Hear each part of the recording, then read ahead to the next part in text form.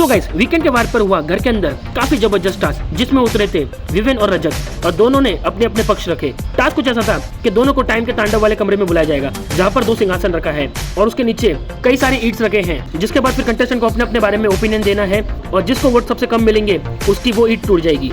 जिसमें फिर सबसे पहले सलमान खान पॉइंट रखते हैं कि किस कंटेस्टेंट के अंदर लीडरशिप क्वालिटी ज्यादा है, जिसके बाद दोनों ही अपने अपने पक्ष रखते हैं और फिर घर वाले 9 वोट रजत को देते हैं तो 6 वोट विवेन को मिलते हैं। जिसके बाद फिर रजत लीडरशिप क्वालिटी वाला ईट तोड़ देता है और फिर दूसरा पॉइंट रखा जाता है कि किसके अंदर पेशेंस ज्यादा है। जिसके बाद तो सभी घर वाले विवेन को वोट करते हैं और फिर तीसरी क्वालिटी कि कौन सा कंटेस्टेंट मैनिपुलेट ज्यादा करता है, तो फिर से सभी घर वाले विवेन को ही वोट करते हैं। इन्फ्लुएंस वाले पॉइंट पर भी विवेन को ही सबसे ज्यादा वोट मिलते हैं।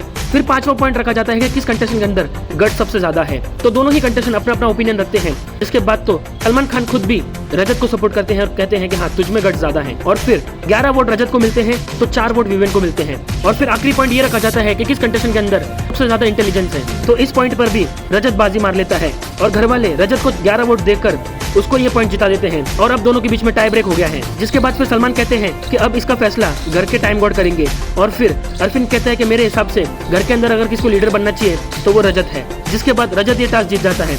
तो देखना ये होगा कि रजत के हाथ में घर की लीडरशिप कब आएगी। आपको क्या लगता है, हमें कमेंट करके जरूर बताइए।